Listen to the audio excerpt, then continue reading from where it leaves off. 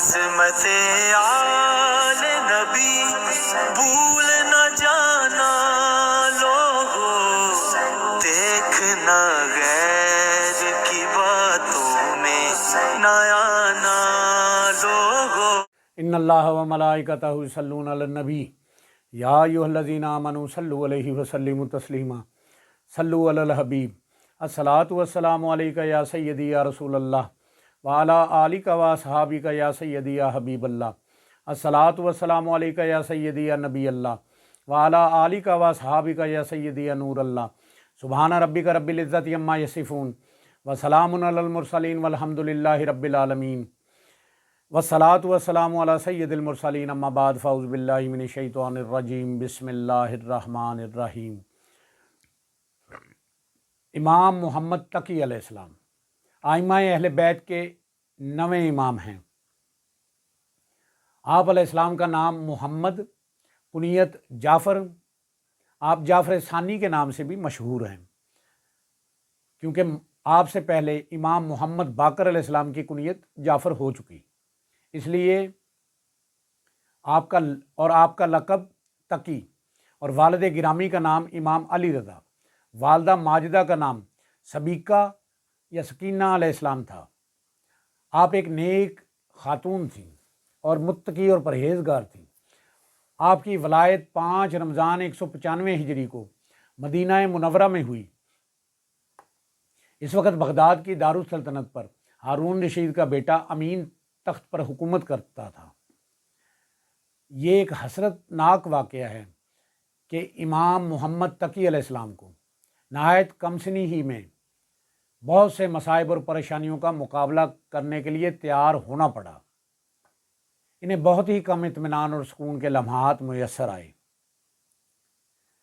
اور باپ کی محبت، شفقت اور تربیت کے سائے میں زندگی گزارنے کا موقع نہ مل سکا۔ آپ صرف 5 برس کے تھے جب آپ کے والد گرامی حضرت امام رضا علیہ السلام مدینہ سے خراسان کی طرف سفر کرنے پر مجبور ہوئے، تو پھر زندگی میں ملاقات کا دوبارہ کبھی موقع نہ ملا۔ امام محمد تقی علیہ السلام سے جدا ہونے کے تیسرے سال امام رضا علیہ السلام کی وفات ہو گئی۔ قدرت نے اپنے فضل و کرم سے آپ کی تربیت فرمائی، آپ کو علم عطا کیا، اور اپنے خاص فضل سے آپ کی تربیت فرمائی۔ یہ خون رسول اور نسب رسول کی بھی برکت تھی۔ اس وقت خلق خدا کی حیرت کی انتہا نہ رہی جب اس کمسن بچے کو تھوڑے دن بعد مامون کے پہلو میں بیٹھ کر بڑے بڑے علماء سے فقہ، حدیث، تفسیر اور کلام پر مناظرہ کرتے ہوئے اور سب کو قائل ہو جاتے ہوئے دیکھا، اور اس حیرت کو اس وقت تک دور کرنا ناممکن بات ہے جب تک کہ وہ مادی اسباب کی بجائے ایک مخصوص خداوندی مدرسہ تعلیم و تربیت کے قائل نہ ہو جاتے، جس عقیدے کے بغیر یہ معمہ نہ حل ہوا ہے اور نہ کبھی حل ہو سکتا ہے۔ امام علی رضا علیہ السلام کو مامون نے ولی عہد بنایا، اور اس کی سیاست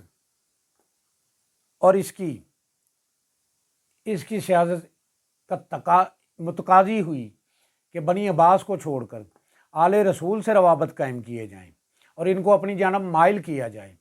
تو اس نے ضرورت محسوس کی کہ خلوص و اتحاد کے مظاہرے کے لیے علاوہ اس قدیم رشتے کے جو ہاشمی خاندان میں سے ہونے کی وجہ سے ہے، کچھ جدید رشتوں کی بنیاد بھی قائم کر دی جائے۔ چنانچہ اسی سلسلہ میں جہاں ولی عہد کی رسم ادا کی گئی، اس نے اپنی بہن ام حبیبہ کا عقد امام رضا علیہ السلام کے ساتھ کیا، اور اپنی بیٹی ام الفضل کی نسبت کا امام محمد تقی علیہ السلام کے ساتھ اعلان کیا۔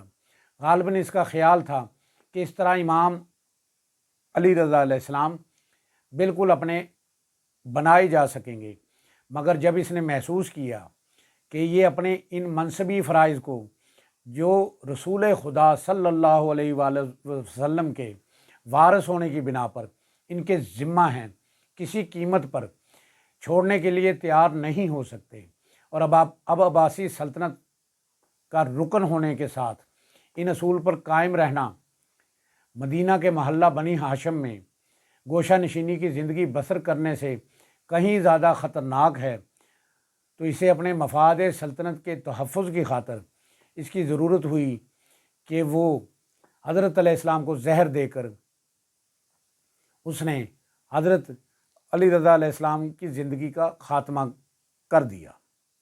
ایک طرف تو امام رضا علیہ السلام کے انتقال پر اس نے غیر معمولی رنج و غم کا اظہار کیا تاکہ وہ اپنے دامن کو حضرت علیہ السلام کے خون ناحق سے الگ ثابت کر سکے، اور دوسری طرف اس نے اپنے اعلان کی تکمیل کو ضروری سمجھی کہ وہ امام محمد تقی کے ساتھ اپنی لڑکی کو منسوب کرنے کا جو ارادہ کر چکا تھا اس کا اعلان کرے۔ اس نے اس مقصد سے امام محمد تقی علیہ السلام کو مدینہ سے عراق کی طرف بلوا لیا، اس لیے کہ امام رضا علیہ السلام کی وفات کے بعد وہ خراسان سے اب اپنے خاندان کے پرانے دارالسلطنت بغداد میں آ چکا تھا، اور اس نے یہ تہیہ کر لیا تھا کہ وہ ام الفضل کا عقد اس صاحبزادے کے ساتھ بہت جلد کر دے گا۔ بنی عباس کو مامون کی طرف سے امام علی رضا علیہ السلام کا ولی عہد بنایا جانا ہی ناقابل برداشت تھا۔ بنی عباس کو مامون کی طرف سے امام رضا علیہ السلام کا ولی عہد بنایا جانا ہی ناقابل برداشت تھا، اور امام رضا علیہ السلام کی وفات سے ایک حد تک انہیں اطمینان حاصل ہوا تھا۔ انہوں نے مامون سے اپنے حسب دلخواہ اس کے بھائی مومن کے ولی عہد کا اعلان بھی کرا دیا، جو بعد میں معتصم باللہ کے نام سے خلیفہ تسلیم کیا گیا۔ اس کے علاوہ امام رضا علیہ السلام کے ولی عہد کے زمانے میں عباسیوں کا مخصوص شعار یعنی کالا لباس تبدیل ہو کر سبز لباس کا رواج ہو رہا تھا، اسے منسوخ کر کے پھر سیاہ لباس کی پابندی عائد کر دی گئی تاکہ بنی عباس کی روایات محفوظ رہیں۔ یہ باتیں عباسیوں کو یقین دلانے کے لیے کی جا رہی تھیں۔ وہ مامون پر پورا قابو پا چکے ہیں، مگر اب مامون یہ ارادہ کر چکا تھا کہ وہ امام محمد تقی علیہ السلام کو اپنا داماد بنائے۔ ان لوگوں کے لیے پھر تشویش کا باعث بنا، اس حد تک کہ وہ اپنے دلی رجحان کو دل میں نہ رکھ سکے، اور ایک وفد کی شکل میں مامون کے پاس آ کر اپنے جذبات کا اظہار کیا۔ انہوں نے صاف صاف کہا، امام رضا کے ساتھ جو آپ نے طریقہ کار استعمال کیا ہے وہ ہم کو ناپسند تھا، مگر خیر کم از کم اپنی عمر اوصاف و کمالات کے لحاظ سے قابل عزت سمجھے بھی جا سکتے ہیں، مگر ان کے بیٹے محمد علیہ السلام، محمد تقی علیہ السلام کو ابھی بالکل کم سن ہیں، ایک بچے ہیں، اور بڑے بڑے علماء اور معززین پر اس کو ترجیح دینا اور اس قدر اس کی عزت کرنا ہرگز خلیفہ کو زیبا نہیں دیتا۔ اور پھر ام حبیبہ کا نکاح امام رضا علیہ السلام کے ساتھ کیا گیا تھا، اس سے ہم کو کیا فائدہ پہنچا؟ جو اب ام الفضل کا نکاح محمد تقی علیہ السلام کے ساتھ کیا جا رہا ہے۔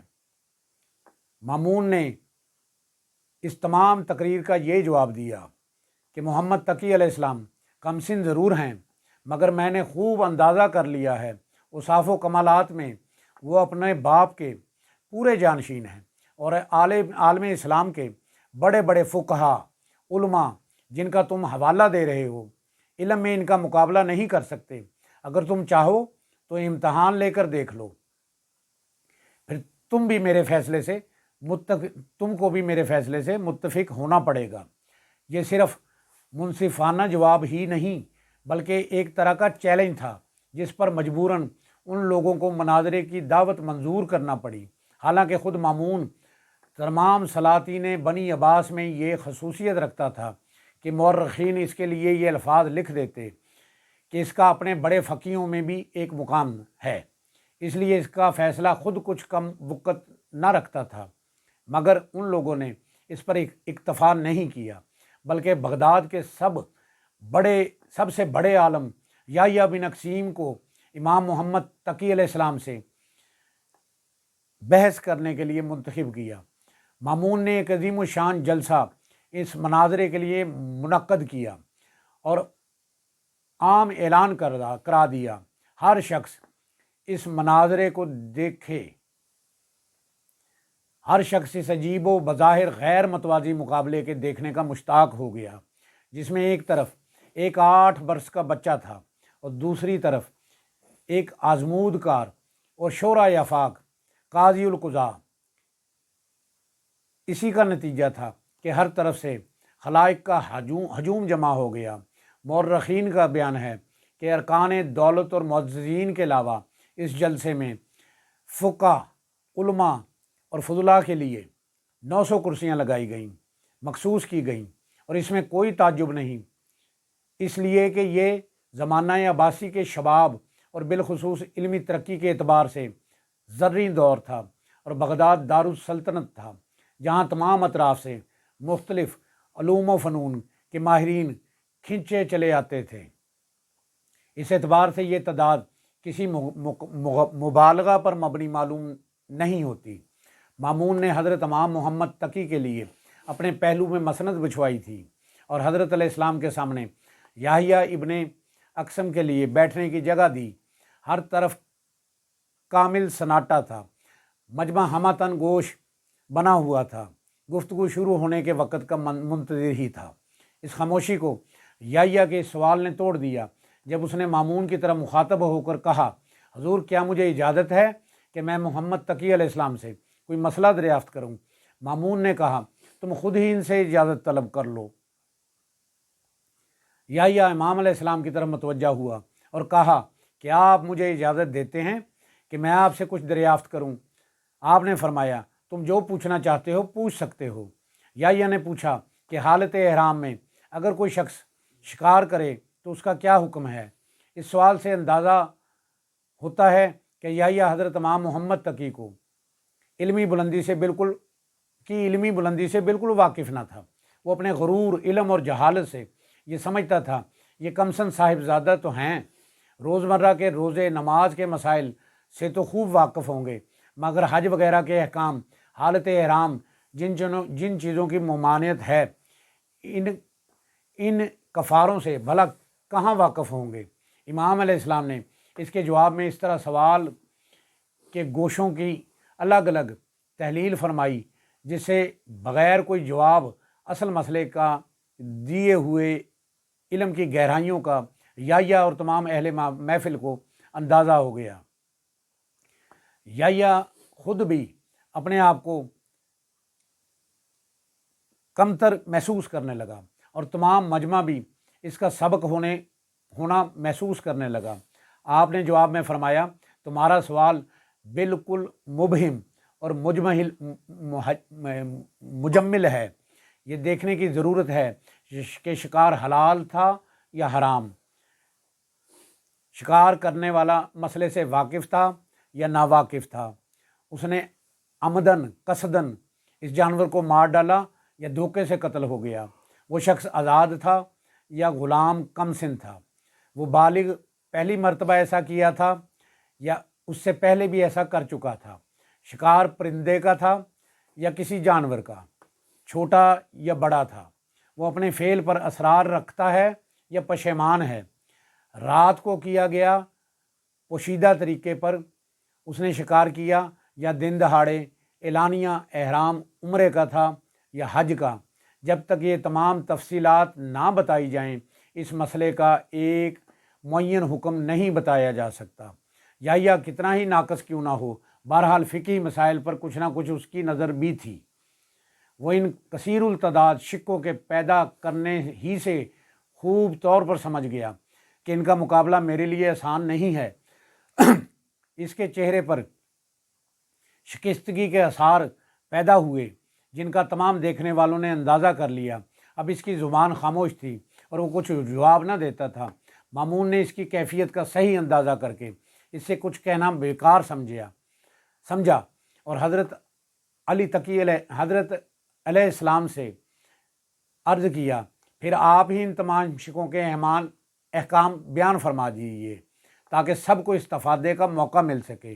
امام علیہ السلام نے تفصیل کے ساتھ تمام صورتوں کے جداگانہ احکام بیان فرمائے۔ یحییٰ ہکا بکا رہ گیا اور منہ پکڑ کے رہ گیا اور بالکل خاموش تھا۔ مامون کو بھی حیرت ہوئی کہ اس کی بھی حجت کو انتہائی درجے تک پہنچا دیا گیا، اس لیے وہ اہتمام حجت کو انتہائی درجے تک پہنچا دے، اس لیے اس نے امام علیہ السلام سے عرض کیا اگر مناسب معلوم ہو تو آپ یحییٰ سے کوئی سوال فرمائیں۔ حضرت امام علیہ السلام نے اخلاقاً یحییٰ سے یہ دریافت کیا، کیا میں بھی تم سے کچھ پوچھ سکتا ہوں؟ یحییٰ اب ادباً اور دھوکے میں مبتلا نہ تھا، ادباً جواب دیا۔ امام علیہ السلام کا درجہ اسے خوب معلوم ہو چکا تھا، اس لیے گفتگو اس طریقے سے شروع کی، حضور علیہ السلام دریافت فرمائیں، اگر مجھے معلوم ہوا تو عرض کر دوں گا، ورنہ حضور ہی سے خود معلوم کر لوں گا۔ حضرت علیہ السلام نے سوال کیا، جس کے جواب میں یحییٰ نے کھلے الفاظ میں اپنی عاجزی اور بے بسی کا اقرار کیا۔ پھر امام نے خود ہی اس سوال کا حل فرما دیا۔ مامون کو اپنی بات کو بالا رہنے میں بہت خوشی محسوس ہوئی۔ اس نے مجمع کی طرف مخاطب ہو کر کہا، دیکھو میں نہ کہتا تھا کہ یہ گھرانہ وہ ہے جو قدرت کی طرف سے علم کا مالک قرار دیا گیا ہے، یہاں کے بچوں کا بھی کوئی مقابلہ نہیں کر سکتا۔ مجمع میں جوش و خروش تھا، سب نے یک زبان ہو کر کہا، بے شک آپ کی رائے ہے وہ بالکل ٹھیک ہے اور یقیناً محمد تقی کی کوئی مثل نہیں ہے۔ مامون نے اس کے بعد ذرا بھی تاخیر مناسب نہیں سمجھی اور اس جلسے میں امام محمد تقی کے ساتھ ام الفضل کا عقد کر دیا۔ نکاح کے قبل جو خطبہ ہمارے ہاں عموماً پڑھا جاتا ہے وہی امام محمد تقی نے اس عقد کے موقع پر اپنی زبان مبارک سے جاری کیا تھا، یہی بطور یادگار نکاح کے موقع پر باقی رکھا گیا۔ مامون نے شادی کی خوشی میں بڑی فیاضی سے کام لیا، لاکھوں روپیہ صدقہ خیرات کیے اور رایا کو انعامات اور عطیات بانٹے اور مال تقسیم کیا۔ شادی کے تقریباً 1 سال تک بغداد میں مقیم رہے۔ مامون نے بہت اہتمام کے ساتھ ام الفضل کو حضرت علیہ السلام کے ساتھ رخصت کیا۔ آپ امام علیہ السلام مدینہ واپس تشریف لے آئے۔ امام محمد تقی علیہ السلام اخلاق و انصاف میں انسانیت کی اس بلندی پر تھے جس کی تکمیل رسول اور آل رسول کا ترہ امتیاز تھی۔ وہ ہر ایک سے جھک کر ملنا، ضرورت مندوں کی حاجت روائی کرنا، مساوات، سادگی کو ہر حالت میں پیش نظر رکھنا، غربا کی پوشیدہ طور پر خبر لینا، دوستوں کے علاوہ دشمنوں تک سے اچھا سلوک کرتے رہنا، مہمانوں کی خاطر داری میں انہماک اور علمی اور مذہبی پیاسوں کے لیے علم کے چشموں کا جاری رکھنا آپ کی سیرت زندگی کے نمایاں پہلو تھے۔ بالکل ویسا ہی جیسا اس سلسلہ عصمت کے دوسرے افراد کا طریقہ کار تھا۔ اہل دنیا کو جو آپ کی بلندی نفس کا پورا اندازہ نہ رکھتے تھے، انہیں یہ تصور ضرور ہوتا تھا کہ ایک کمسن بچے کا عظیم الشان مسلمان سلطنت کے شہنشاہ کا داماد ہو جانا یقیناً اس چال ڈھال طور طریقے کو بدل دے گا۔ اس نے زندگی دوسرے سانچے میں ڈھل جائے گی۔ لیکن حقیقت یہ ہے کہ آپ کے سامنے یہ ایک بہت بڑا مقصد ہو سکتا ہے جو مامون کی تانگاہ کے سامنے بھی تھا۔ بنی امیہ یا بنی عباس کے بادشاہوں کا آل رسول کی ذات سے اتنا اختلاف نہ تھا جتنا ان کی صفات سے۔ وہ ہمیشہ ان کے در پہ رہتے تھے۔ ان کے بلندی اخلاق اور معراج انسانیت کا وہ مرکز جو مدینہ میں قائم ہے اور جو سلطنت کی مادی اقتدار کے مقابلے میں ایک مثالی روحانیت کا مرکز بنا ہوا ہے، اور یہ کسی طرح ٹوٹ جائے اس کے لیے گھبرا کر وہ مختلف تدبیریں کرتے۔ امام حسین علیہ السلام سے بیعت طلب کرنا، جب یہ بیعت نہ کی تو ان کو شہید کر دیا گیا۔ اسی طرح امام رضا کو ولی عہد ہونے کے باوجود حکومت کے مادی مقاصد کے ساتھ ساتھ جب وہ نہ چل سکے تو ان کو زہر کے ذریعے ہمیشہ کے لیے خاموش کر دیا گیا۔ اب مامون کے نقطہ نظر سے یہ موقع انتہائی قیمتی تھا کہ امام رضا علیہ السلام کا جانشین تقریباً 8 سال کا بچہ جو 3 برس سے پہلے باپ سے چھڑایا جا چکا ہو، حکومت وقت کی سیاسی سوجھ بوجھ کہہ رہی تھی کہ اس بچے کو اپنے طریقے پر ڈھالو، اور ڈھالنا نہایت آسان ہے، مگر وہ مرکز جو حکومت وقت کے خلاف ساکن اور خاموش مگر انتہائی خطرناک قائم ہے، ہمیشہ کے لیے ختم ہو جائے گا۔ مامون امام رضا کو ولی عہد مہم میں اپنی ناکامی کو مایوسی کا سبب نہیں تصور کرتا تھا، اس لیے امام محمد تقی علیہ السلام جو 8 برس کے سن میں قصر حکومت میں نشو نما پا کر بڑھیں، وہ بھی بالکل اپنے بزرگوں کے اصول زندگی برقرار رہیں گے، سوائے ان لوگوں کے جو ان مخصوص افراد کے خداداد کمالات کو جانتے تھے۔ اس وقت کا ہر شخص یقیناً مامون ہی کا ہم خیال ہوگا، مگر دنیا تو حیران ہو گئی جب یہ دیکھا کہ وہ 8 برس کا بچہ اس عمر میں بھی اپنے خاندانی رکھ رکھاؤ اور اصول کا اتنا پابند ہے کہ وہ شادی کے بعد محل شاہی میں قیام کرنے سے انکار کر دیتا ہے، اور اس وقت بھی جب بغداد میں قیام رہتا تو وہ ایک علیحدہ مکان کرایہ پر لے کر اس میں قیام فرماتے ہیں۔ اس سے بھی امام علیہ السلام کی مستحکم قوت ارادی کا اندازہ کیا جا سکتا ہے۔ عموماً مالی اعتبار سے لڑکی والے جو کچھ بھی ہو، بڑا درجہ رکھتے ہوں، وہ یہ پسند کرتے ہیں کہ جہاں وہ رہیں وہیں داماد بھی رہے، اس گھر میں نہ صحیح تو کم از کم اسی شہر میں اس کا قیام رہے۔ مگر امام محمد تقی علیہ السلام نے شادی کے 1 سال بعد ہی مامون کو حجاز واپس جانے کی اجازت دینے پر مجبور کر دیا۔ یقیناً یہ امر الہی ایک چاہنے والے باپ اور مامون جیسے با اقتدار کے لیے انتہائی ناگوار تھا، مگر اسے لڑکی کی جدائی گوارا کرنا پڑی، اور امام علیہ السلام کو ام الفضل کے ساتھ مدینہ تشریف لے جانے کی اجازت دے دی گئی اور آپ مدینہ چلے گئے۔ مدینہ میں تشریف لانے کے بعد ڈیوڑی کا وہی انداز رہا جو اس سے پہلے تھا، پہرے دار، نہ کوئی خاص روک و ٹوک، نہ اوقات ملاقات کی پابندی، ملاقات نہ ملاقاتیوں کے ساتھ برتاؤ میں کوئی تفریق۔ زیادہ تر نشست مسجد نبوی میں رہتی تھی، جہاں مسلمان حضرات ان کے وعظ و نصیحت سے فائدہ اٹھاتے تھے۔ راویان اہل حدیث احادیث کے محدث دریافت کرتے تھے، طالب علم مسائل پوچھتے تھے۔ صاف ظاہر تھا کہ یہ اپنے نانے کا ہی جانشین ہے جو اسی مسند علم پر بیٹھا ہوا ہدایت کا کام سر انجام دے رہا ہے۔ امور خاندانی اور ازواجی زندگی میں آپ کے بزرگوں نے اپنی بیویوں کو جن حدود میں رکھا تھا، انہی حدود میں آپ نے ام الفضل کو رکھا۔ آپ نے اس کی متعلق پرواہ نہیں کی۔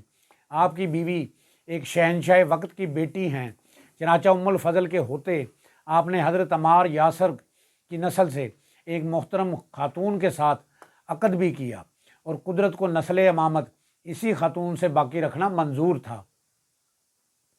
یہی امام علی نقی علیہ السلام کی ماں ہوئی۔ ام الفضل نے اس کی شکایت اپنے باپ کے پاس لکھ کر بھیجی۔ مامون کے دل کے لیے یہ ایک ستم سے کچھ کم نہ تھا، مگر اس نے بھی اب اپنے کیے کو نبھانا تھا۔ اس نے ام الفضل کو جواب لکھا کہ میں نے تمہارا عقد محمد تقی علیہ السلام کے ساتھ اس لیے نہیں کیا کہ میں ان پر کسی حلال چیز کو، حلال اجازت کو حرام کر دوں۔ مجھ سے اب اس قسم کی شکایت نہ کرنا۔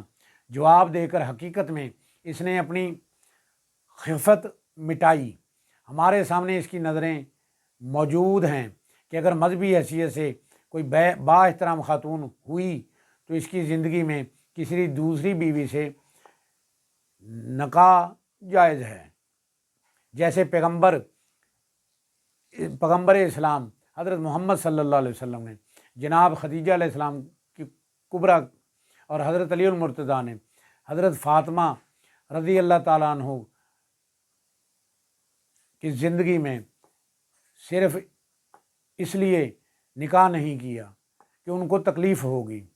इस्लाम की इस रूह के ख़िलाफ़ था जिसके आले मोहम्मद मुहाफ़िज़ थे। इसलिए इमाम मोहम्मद तकी अलैहिस्सलाम ने इसके ख़िलाफ़ तर्ज अमल इख्तियार करना अपना फ़रीज़ा समझा। आपकी तकरीर बहुत दिलकश और पुरतसीर होती थी। एक दफ़ा ज़माना हज में मक्का मुअज़्ज़मा में मुसलमानों के मजमा में खड़े होकर आपने अहकाम शरा की तबलीग फरमाई तो बड़े बड़े उलमा दम बखुद रह गए और इन्हें इकरार करना पड़ा कि हमने ऐसी जामे तकरीर पहले कभी नहीं सुनी। इमाम रज़ा अलैहिस्सलाम के ज़माना में एक ग्रोह वो पैदा हो गया था जो इमाम अलैहिस्सलाम मूसा काज़िम अलैहिस्सलाम पर तवक्कुफ़ करता था, यानी आपके बाद इमाम रज़ा अलैहिस्सलाम की इमामत का कायल नहीं था। इसलिए इमाम मोहम्मद तकी ने अपने किरदार में इस ग्रोह में ऐसी कामयाब तबलीग फरमाई कि सब अपने अक़ीदे से ताइब हो गए और उनको तौबा करनी पड़ी, और आपके ज़माना ही में कोई ऐसा शख्स बाकी ना रह गया जो इस मसलक का हामी हो। बहुत से बुज़ुर्ग आला मर्तबा उलमा ने आपसे उलूम अहले बैत अलैहिस्सलाम की तालीम हासिल की। आपके ऐसे मुख्तसर हकीमाना मकूलों का भी एक ज़ख़ीरा है जिसे आपके जद्दे बुज़ुर्गवार हज़रत अमीरुल मोमिनीन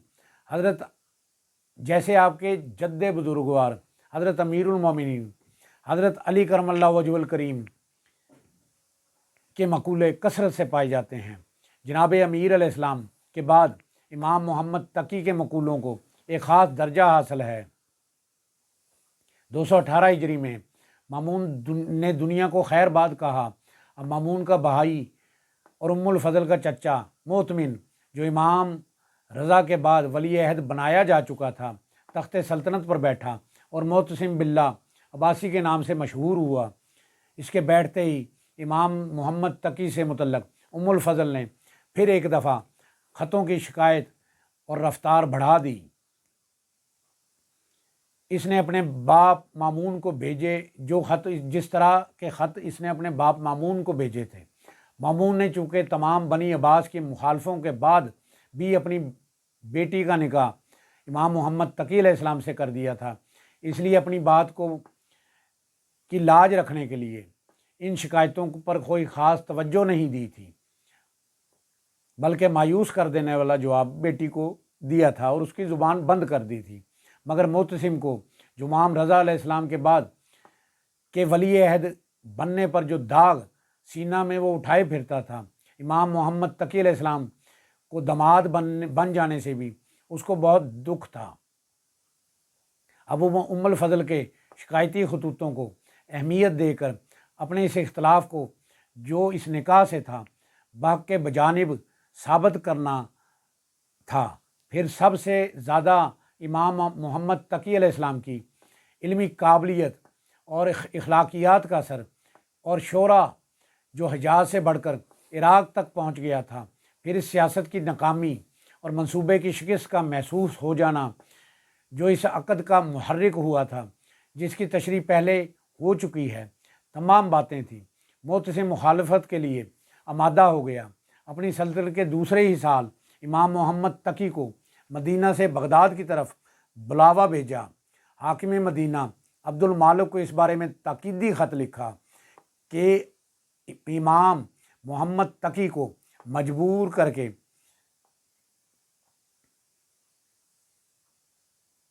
करके मदीना छुड़वा कर बगदाद की तरफ रवाना कर दीजिए।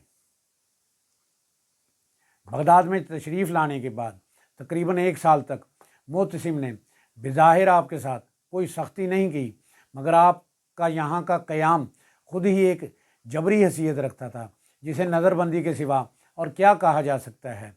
इसके बाद इसी खामोश हरबे से जो अक्सर इस ख़ानदान के बुज़ुर्गों के ख़िलाफ़ इस्तेमाल किया जा चुका था, आपकी ज़िंदगी का ख़ात्मा कर दिया गया और 29 ज़िलक़द 220 हिजरी में जहर से आपकी शहादत हुई। आप अपने जद्दे बुज़ुर्गवार हज़रत इमाम मूसा काज़म के पास उनके पहलू में दफन हुए। آپ ہی کی شرکت کا لحاظ کر کے عربی کے قاعدے سے اس شہر کا نام قازمین مشہور ہوا۔ اس میں حضرت موسیٰ کاظم علیہ السلام کے لقب کو صراحتاً سامنے رکھا گیا، جبکہ موجودہ زمانے میں اسٹیشن کا نام جوادین درج ہے، جس میں حضرت امام محمد تقی علیہ السلام کے لقب کو ظاہر کیا گیا ہے، چونکہ آپ کا لقب تقی بھی تھا اور جواد بھی تھا۔ تو ہے عین نور، تیرا سب گھرانہ نور کا، تیری نسل پاک میں ہے بچہ بچہ نور کا، خون خیر الرسول سے ہے جن کا خمیر، ان کی بے لوث طینت پہ لاکھوں سلام۔ اللہ پاک سے دعا ہے کہ اللہ میں پنجتن پاک، اہل بیت، آل رسول، آئمہ اہل بیت، اولاد رسول کی مودت عطا کرے۔ نبی پاک کا ارشاد ہے، انسان کا حشر اسی کے ساتھ ہوگا جس سے وہ محبت کرتا ہوگا۔ اللہ سے دعا ہے کہ جن سے وہ پیار کرتا ہے ہمیں ان کا ادب عطا کرے، اپنے نیک بندوں کی صحبت عطا فرمائے، بادب بعمل عاشق رسول بنائے۔ اللہ کریم ہمیں راہ حق پر چلنے کی، حق بات کہنے کی، سننے کی، اس پر عمل کرنے کی توفیق عطا فرمائے۔ ہم سب کی جان آقا کریم صلی اللہ علیہ وسلم کا فرمان عالی شان ہے، جو شخص میری امت میں نیکی پھیلائے، اچھی بات پہنچائے، اللہ اس سے پیار کرتا ہے اور جنت اس کا مقدر ہے۔ جس کسی نے بھی دعا کے واسطے یا رب کہا، کر دے پوری آرزو ہر بے کس و مجبور کی۔ جس کسی نے بھی دعا کے واسطے یا رب کہا، کر دے پوری آرزو ہر بے کس و مجبور کی۔ یا الہی بحق محمد رسول، دعا مجھ گناہ گار کی کر قبول۔ آمین بجاہ نبی الکریم الامین، وآخر دعواہم ان الحمد للہ رب العالمین۔